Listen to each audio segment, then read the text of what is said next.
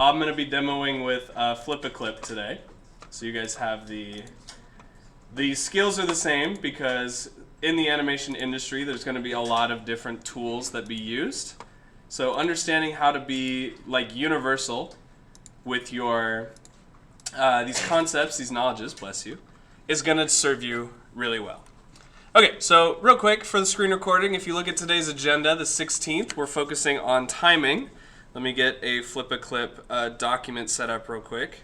But in the meantime, I highly recommend that you scroll down to this resources section and check out this timing chart help document.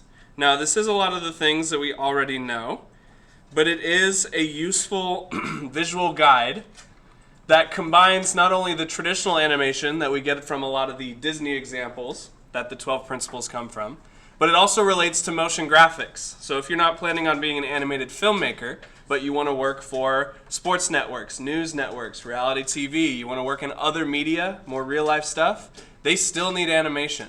They still need timing charts. They still need motion graphics. These are all going to be really applicable skills that you could be seeing more likely than not, right? So I think this visual right here on this Business of Animation Timing Chart Helps link is one of the more helpful ones, because by turning this timing chart onto its side, it's the wrong set of buttons, now we have a start to finish timeline with little chapter markers on the important stuff that's going to happen. Remember, underlines are going to be keyframes. Nothing is going to be, circled are going to be keyframes. So that's going to be the starting look over here and the ending look over here. Underlines are going to be our extremes, so the distinctive points where something's going to change direction. And then anything that's not marked is just an in-between or an additional sort of piece of information. Okay? So if I do this and switch some stuff around real quick. All right. I'm going to animate on 2s, so I want my frame rate to be 12 FPS. Let me pull that down a little closer here. Okay. Let me zoom out. Okay, cool. So since I'm animating on 2s, I want to have my frame rate set to 12 FPS in Flip-A-Clip. You can either have this 720 or 1080. Either is fine. Oh, sorry, man. Hang on. All right, that looks pretty close. Okay, cool.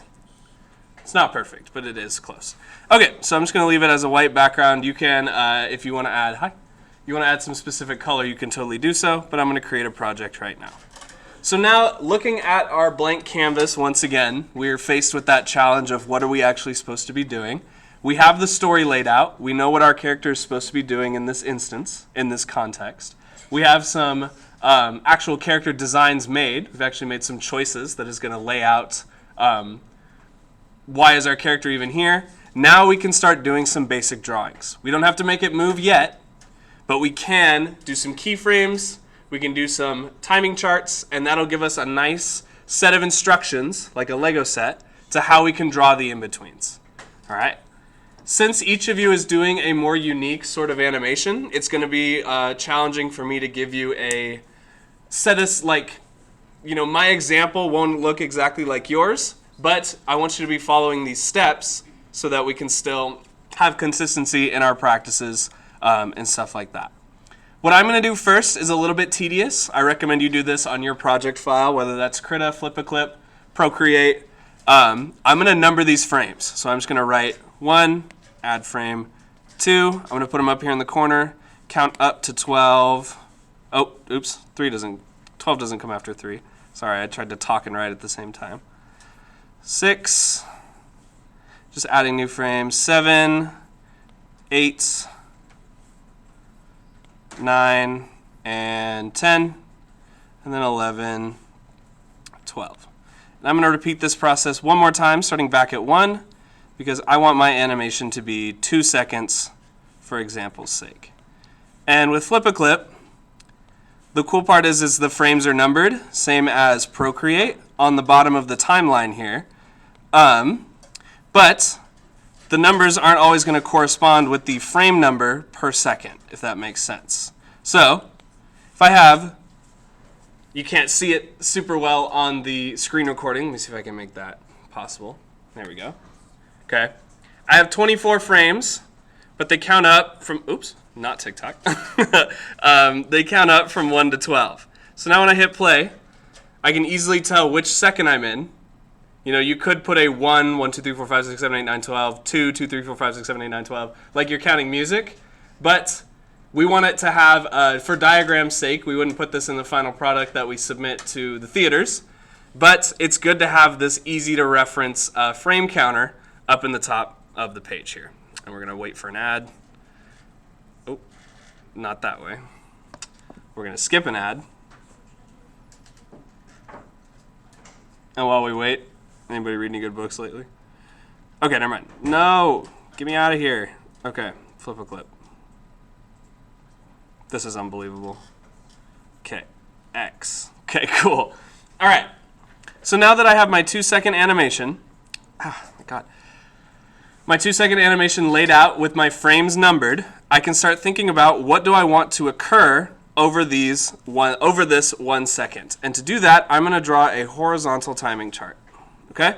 Something that looks a little bit like this. Let me angle it so you can see.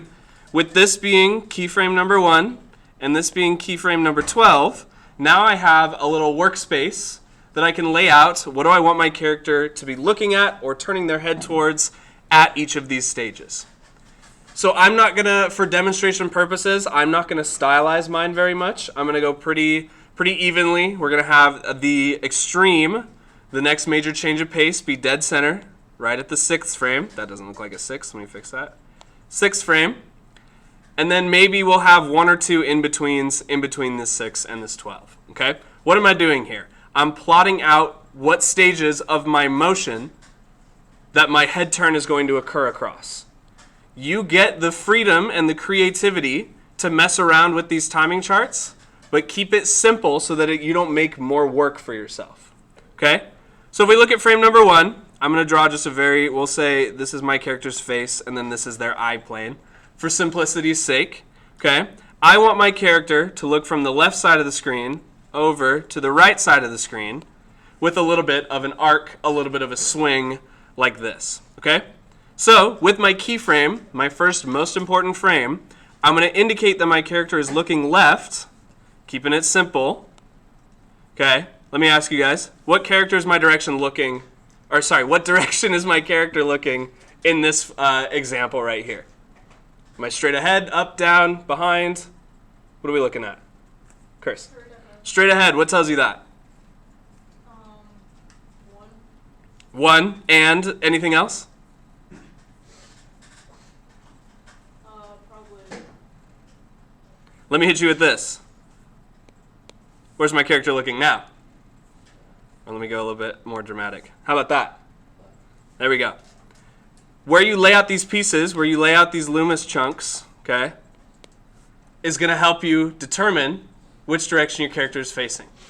So I'm just going to do, for simplicity's sake, I'm going to start over here on the left. I'm going to scroll over to frame 12. Just leave my timing chart on there.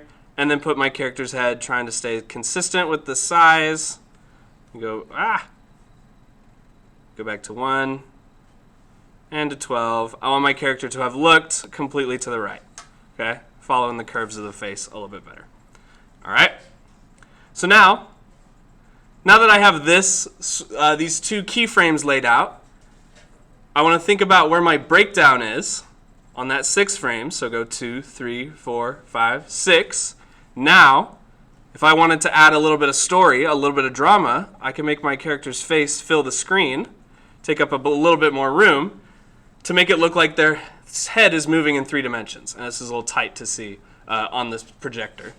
But if my character starts back over here, and they end over here, even me just scrolling between these 3, you can tell your brain is going to fill in these gaps and see that there's a motion happening there. You guys see that motion? Okay? You have to imagine it. You have to look at my character. You have to imagine a whole piece right here. Now they're in our face, and now they're looking away from us. So this is my keyframe number 1 and my keyframe number 12.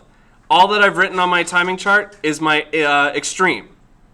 I've only done 3 very simple drawings. Okay? Going back to this first frame where our timing chart is laid out, I want to think about how many things do I want to occur in between frame 1 and frame 12. 1/2 of 1 second, the second half of 1 second. All right? For simplicity's sake, I think I'm only going to add one in between, probably about frame 3 and frame 9. Like this, just adding little notation marks with no sort of circle, no sort of underline, no sort of any sort of distinction, okay, to tell me that this third frame and this ninth frame are going to be some type of in-between. It's going to be missing some kind of detail, maybe some type of aspect of my character is going to be altered in order to communicate the motion. So now let's go to frame 3. It's a little hard to do without the onion skinning, so I'm just going to I'm going to take my lasso tool here. I'm going to lasso around this. I'm going to copy it and then paste it onto 2 so that I have something to work with on 3. Okay. I want it in between, knowing that my character is going to take up the full frame or the full scene in about 1/4 of a second. I want to maybe add a little bit of stretch because I'm picking up some speed. Oops, that's the lasso tool. I'm picking up some speed as I swing this direction. Okay. Maybe my head is going to sort of Venn diagram, but still a bit larger. Maybe that's a little too squashed. I think I'm going to keep my head shape the same. Maybe a little bit bigger because we're looking closer at the camera. And see how many attempts this is taking me. Okay? But I am going to stretch out. It's hard to see the onion skin on the screen there, sorry. I am going to stretch out my character's facial features a little bit. All right? With my energy moving this way, it's like when you drive a car, they tell you that when you accelerate, all the weight moves backwards, whereas when you brake, all the weight moves forwards. If you guys haven't taken your driver's ed yet, there's a little spoiler to how that goes. But if we think about this as stuff in the trunk of our car, when we accelerate, when we hit that gas, these pieces are going to go backwards before they go forwards, before they get up to speed. Okay? So maybe my facial features are a little bit stretched to the right, and I can use my keyframe or my frame right here on 4 to more center those pieces, okay? So that when I hit the 6th frame, my character can look straight ahead at the screen. All right? So that is an in-between because we're considering where's our starting point, which is a keyframe, where's our ending point, which is an extreme, and then we repeat that process one more time. Okay? How does this all relate to a timing chart? You're breaking down your motion into smaller, more manageable drawings. Okay? For the whole thing, it's kind of like parentheses, brackets, curly brackets in math. If you think order of operations, we are laying out a timeline that's broken up into smaller pieces. This is the entire second. So this is our main equation. From frame 1 to frame 12, we have input output. Okay? But then we have some parentheses in between frame 1 and frame 6 and frame 6 and frame 12. That's 2 smaller sections that you can connect. Oops. That you can connect with some of these arcs like this to distinguish that these 2 pieces relate to one another. And then inside of our parentheses with PEMDAS, we have some I think they're called brackets, right? Brackets are after parentheses. You can tell how much I paid attention in math. But inside of our parentheses, we've got smaller equations, smaller breakdowns, and they don't have to be pretty. As you can tell, mine are not the prettiest. But this act of laying out these steps, working backwards, working forwards, is a really, really useful tool in ways to figure out how you're going to be animating your characters. Okay? So between 1 and 3, we have frame 2, which is the same as frame 1 right now. Frame 3, where we're starting to spin a bit. I am between on frame 4 so that we can get to frame 6 somehow. Okay? So let's look at frame 2. I want to make a very, very slight adjustment. My timing chart is telling me evenly across the board. So I want to try and communicate evenly the amount of change from frame 1 to frame 2. Even though this is literally a, what, sixths of a second, it's next to no time. Okay? I'm going to take my lasso tool. I'm going to scoot the head just a teensy bit, just the teensiest bit. Keeping with that momentum, I'm going downwards a little bit because I know I want my character's head to swing, to dip downward in a negative sort of, I think it's an exponential function, right? A parabola. We want to make a bucket. Okay? I'm going to take my lasso tool again. Oops. I want to redo that. Anytime you undo something you actually want to keep, you can always redo it, and it'll stick around. Go back to my brush tool. I'm going to take my lasso and zoom in on these pixels right here a little bit. Take my character's face and adjust it ever so slightly, following that curve, that swoop, that momentum to get me to frame 3. Okay? So if we look at what we've currently got, okay, you can start to see that emotion you might have imagined in our head turn starting to happen. Because we've laid out the parts, we've made it easier on ourselves to get this animated work happening. With the timing chart, you'll start to see that through line. If you guys watch Demon Slayer, it's like the silver thread that the, what are they called? The demon hunters. Hashira, I think is what they're called. Hashira are looking for to defeat their foes. Okay? You're making these diagrams, you're making these pieces to help you out and actually get your animated projects done. If we tried to do this the hard way by just guessing and checking, we're going to be here all night. Okay? Use the skills, use the abilities that you have, knowing that I have to do something in between 4 and 6 to get my character to zoom in. I know I don't need to make a huge adjustment. All right? Let me look at 6, go back to 5, kind of working forwards and backwards. Let's just do, let's go back to 4, make a selection on that, copy that and flip a clip. Okay, paste that and flip a clip. Maybe resize it ever so slightly, maybe pull it over ever so slightly so that when we land on 6, yeah, that's not going to work. So that when we land on 6, let me go back so I can see the whole shape again. Okay, there we go. So that when we land on 6, I'm just going to pull it just the smallest amount to the side here. Maybe I'll make it a little bit larger actually, now that I look at it in context. So let's make a selection with the lasso tool. Resize it just a little. Resize it just a little. And then we're going to end up on our extreme. Okay? And we're going to repeat that same process that we did right here, where we thought about how much motion is getting communicated. The expressions are a little different. And you can see my solid drawing is not the best because we go from pretty egg-shaped to pretty circular once again.